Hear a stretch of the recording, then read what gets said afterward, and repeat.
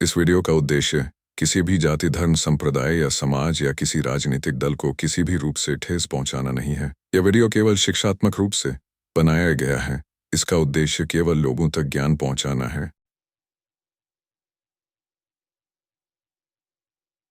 सत्य की जिज्ञासा चैनल में हमारे सभी दर्शकों का हार्दिक स्वागत है। दोस्तों, आज मैं आप लोगों को बता रहा हूं भारतीय न्याय संहिता कलम 199। अब आपको डरने की जरूरत नहीं है। आप किसी भी प्रकरण में जब पुलिस स्टेशन जाते हैं और वहां पर फरियाद दर्ज कराते हैं, पुलिस FIR लेने में टालाटाल करती है और इसके बावजूद आप जब कभी न्यायालय जाते हैं, वहाँ से आदेश लेकर आते हैं, उसके बाद भी जब आप FIR दर्ज कराते हैं तो पुलिस वही करती है जो उसको करना होता है। आप डरे सहमे रहते हैं। जब भी FIR होती है, जब भी गुनाह दर्ज होता है, जब भी मामला दर्ज होता है, तो एक उसमें फरियादी होता है, दूसरा उसमें आरोपी होता है। कभी कभी फरियाद गलत भी दर्ज कर दी जाती है। कभी कभी पुलिस को गुमराह करके भी फरियाद गलत दर्ज कराया जाता है और कभी कभी जानबूझकर भी पुलिस प्रेशर में आके या कि किसी भी कारणवश, आप समझ रहे हैं कारण, उस कारण से मामला दर्ज हो जाता है। ठीक है, वो कारण अच्छा नहीं रहता लेकिन मामला दर्ज हो जाता है। अब चूंकि कारणों के कारण से FIR दर्ज हो गया तो तपास भी उसी हिसाब से चलेगी, लेकिन नहीं चलेगी। अब मनमानी नहीं चलेगी। भारतीय न्याय संहिता में उसके लिए बहुत ही बढ़िया कलम है 199, 1 कम 200। 199 कलम के तहत आप माननीय अन्वेषण अधिकारी के विरुद्ध, IO के खिलाफ सबसे पहले आपको उस पुलिस स्टेशन के माननीय वरिष्ठ पुलिस निरीक्षक से लिखित शिकायत करनी है कि हमें IO चेंज करना है। यदि वो नहीं सुनते तो आपको माननीय ACP, माननीय DCP, माननीय CP साहब और आपको एक पत्र माननीय DGP साहब को भी देना है। आप चाहें तो एक पत्र माननीय मुख्यमंत्री और चीफ सेक्रेटरी, गृह मंत्री को भी दे सकते हैं। दोस्तों, आपका IO चेंज हो जाएगा। उसके बाद दूसरे IO यानी कि अन्वेषण अधिकारी आपके FIR की जांच करेंगे और कभी कभी IO का दोस्त दूसरा IO आ जाता है और वह भी वही क्रिया करने लगता है। वो चिढ़ जाता है और उसको बताता है कि तू भी ऐसे ही कर, तो वो भी वैसे करने लगता है। तो आप क्या करेंगे? आप माननीय बॉम्बे हाई कोर्ट या पूरे भारत देश में जहां से भी देख रहे हैं आप, आपके राज्य में, वहां के उच्च न्यायालय में, हाई कोर्ट में आप जाइए और एक रिट दायर करिए और पुलिस स्टेशन ही चेंज कर दीजिए आप। अगर आपका जिला जौनपुर है तो आप प्रयागराज से चौकसी करवाइए, प्रतापगढ़ से चौकसी करवाइए, अलीगढ़ से चौकसी करवाइए, बांदा से चौकसी करवाइए। ऐसा होता है।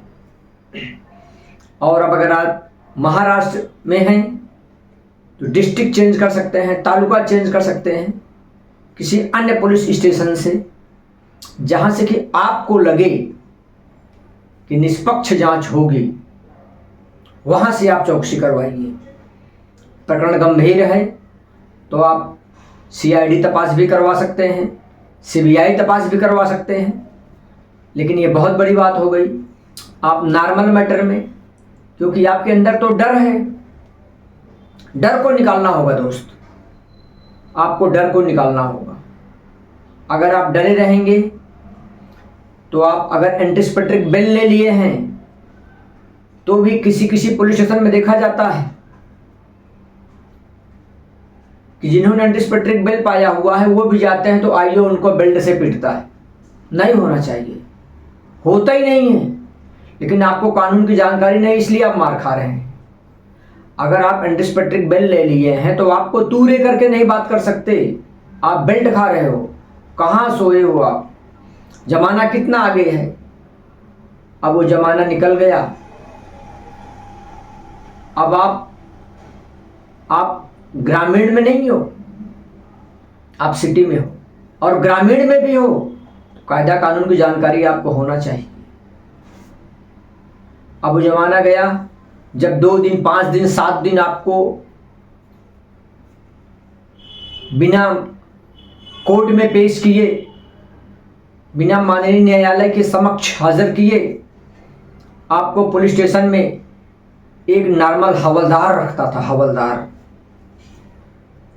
उस टाइम पर मोबाइल नहीं था, सोशल मीडिया नहीं था, लोग इतने जानकार नहीं थे, जागरूक भी नहीं थे। अभी आपको विदिन 24 आवर पुलिस कहीं से भी उठाती है तो अपने किसी मित्र को, यार को, दोस्त को, संगी साथी को, वकील को, किसी को बता कर रखिए।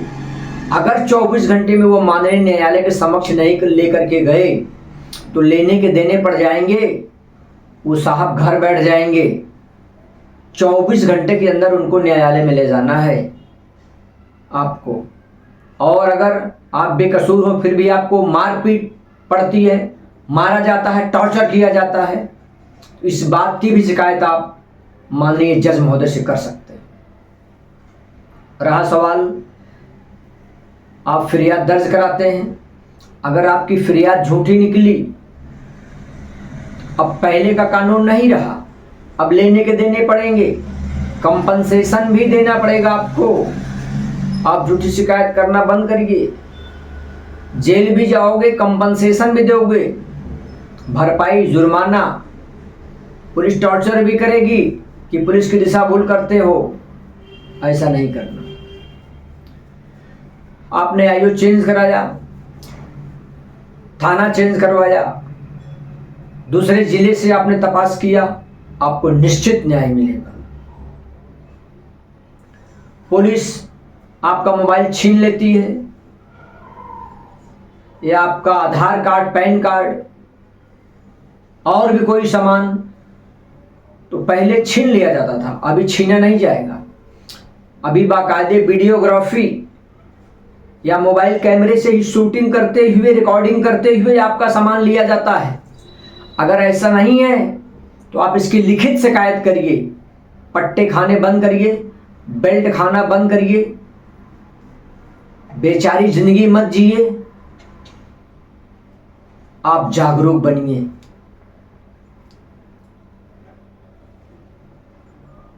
ये पुलिस जिस तरह से गवर्नमेंट सर्वेंट हैं उसी तरह से ये पब्लिक सर्वेंट भी हैं।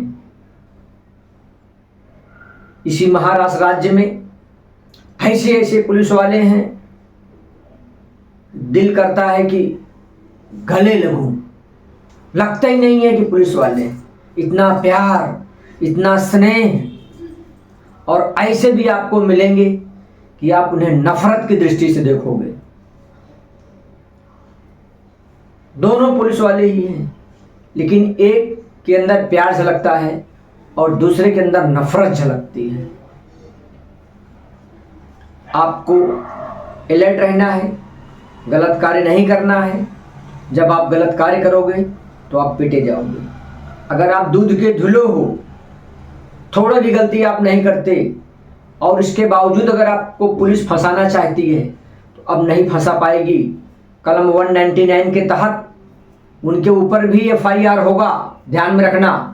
आपके आईओ महोदय जेल जाएंगे मिनिमम, कम से कम गिरी हुई कंडीशन में 6 महीना, ज़्यादा से ज़्यादा 7 महीना, 8 महीना, 10 महीना, 12 महीना, 18 महीना, 2 साल भी हो सकता है, लेकिन कम से कम 6 महीना उनको जाना ही है।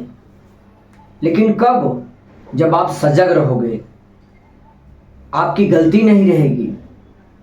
अगर वो वन साइड तपास करते हैं, आपको जो बोलना है वो नहीं सुन रहे हैं, नहीं रिकॉर्ड पे ले रहे हैं, उसकी लिखित शिकायत आप माननीय एसीपी, माननीय डीसीपी, माननीय सीपी, माननीय न्यायालय रिट दायर कर दो बॉम्बे हाई कोर्ट में। उस चीज़ को आप रिकॉर्ड पे लेके आओ, चाहे आप फिरियादी हो, चाहे आप आरोपी हो। कभी कभी आरोपी की कुछ नहीं सुनी जाती। क्यों? आरोपी है ही नहीं वो, उसको आरोपी बना दिया गया है पुलिस के रिकॉर्ड में, तो उसका भी तो सुनना पड़ेगा, भले वो कोई भी है। अगर नहीं सुन रहे हैं तो आरोपी बॉम्बे हाई कोर्ट में जाने के लिए स्वतंत्र है। लेकिन अगर आपकी गलती है तो हाई कोर्ट की बात छोड़ो, आप माननीय पीआई साहब को भी कंप्लेंट मत करना, नहीं तो आईओ सरकारी काम में बाधा, सरकारी कामात अड़थड़ा, और 2-4 मामले दर्ज कर देंगे और 2 गुना दर्ज करके आपको तड़ी पार हद पार भी कर देंगे। कितने लोग तड़ी पारी काट रहे हैं, कितने तो बेगुनाह भी काट रहे हैं, सेटिंग करके भी चल जाता है, हो जाता है। वो बाद में प्रूफ करो, फिर आ जाओ, तब तक 7-2 साल निकल जाता है। तो एकदम दूध के धुले हो तो आपको डरने की जरूरत नहीं है। और अगर आप दूध के धुले नहीं हो, आपके ऊपर चोरी का, चीटिंग का, रेप का, मर्डर का, हाफ मर्डर का मामला दर्ज है, फिर भी दादागिरी कर रहे हो, तो सदरक्षणाय खल निग्रहणाय, फिर आपकी पिटाई हो जाएगी। जैसे बोलते हैं धोबी का कुत्ता घर का न घाट का, फिर आप कहीं की नहीं रहोगे।